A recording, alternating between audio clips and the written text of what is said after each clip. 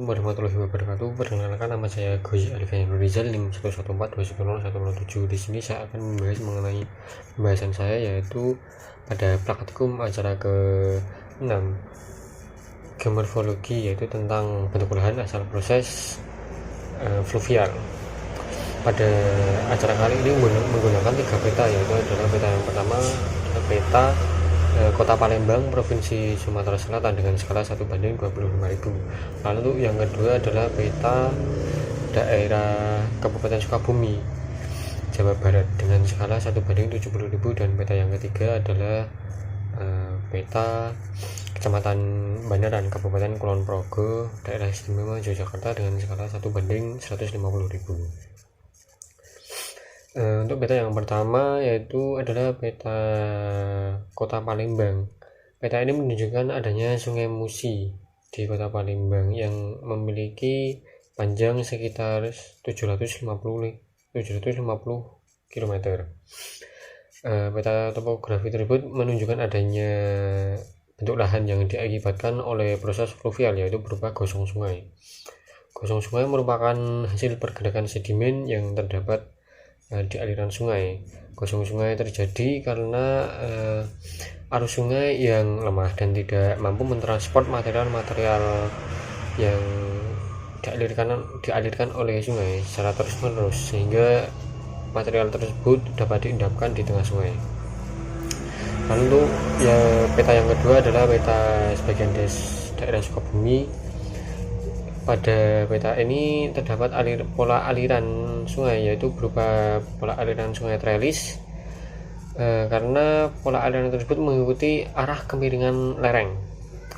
Lalu untuk peta tersebut terletak pada bagian hilir, yaitu terletak dekat dengan pantai, sehingga penambangnya berbentuk lebar karena adanya proses erosi secara lateral yang terjadi. Lalu untuk hasil dari keseluruhan sinuositas pada sungai daerah ini sebesar 29,56% dengan kelengkungan lurus. Lalu untuk pemanfaatan pada daerah hilir Kabupaten Sukabumi ini yaitu berupa kawasan wisata dan penangkapan dan budidaya ikan. Lalu bentuk lahan yang terjadi pada terdapat pada daerah ini juga terdapat adanya berupa dataran banjir. Dataran banjir merupakan dataran yang terbentuk oleh sedimen akibat limpasan banjir pada sungai. Hal ini dikenakan dataran banjir yang terbentuk selama proses genangan. Lalu untuk peta yang ketiga adalah peta sebagian das pada daerah Kecamatan Bandaran, Kabupaten Kulon Progo, Daerah Istimewa Yogyakarta memiliki pola aliran, yaitu adalah pola aliran berupa pola aliran dendritrik karena bentuk aliran seperti ranting pohon. Lalu didapatkan pada hasil keseluruhan sinuositas di daerah ini yaitu sebesar 26,1% dengan kelengkungan lurus.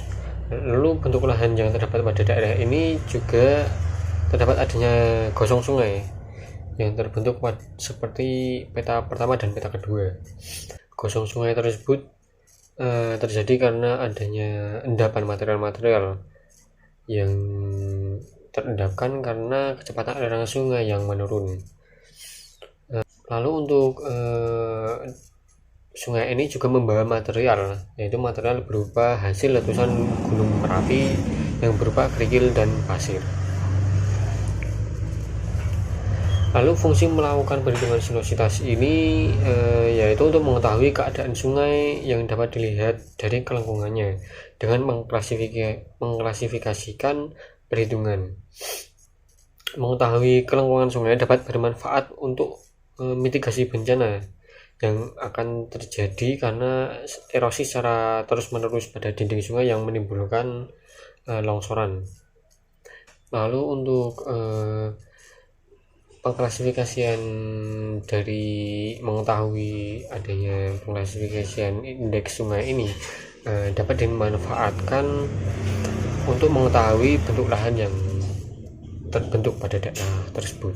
Selanjutnya adalah analisis metode penanggulangan banjir yang dapat dilakukan dengan dua metode, yaitu adalah metode naturalisasi dan metode normalisasi.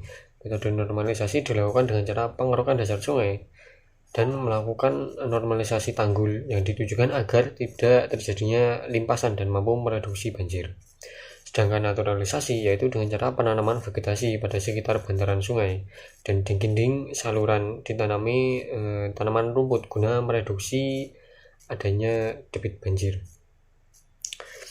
Lalu dari kedua metode tersebut memiliki kekurangan dan kelebihan masing-masing. Naturalisasi memiliki hanya mereduksi sedikit banjir, namun metode naturalisasi dapat menahan erosi karena memiliki tanggul beton dan diperkirakan akan lebih hemat biaya karena hanya memperbaiki tanggul dan pengerukan dasar sungai. Lalu untuk naturalisasi dapat mereduksi banjir yang lebih besar dan memiliki estetika yang lebih indah, namun menaikkan kualitas dan dapat mampu menaikkan kualitas air sungai. Namun metode ini juga memiliki kekurangan, yaitu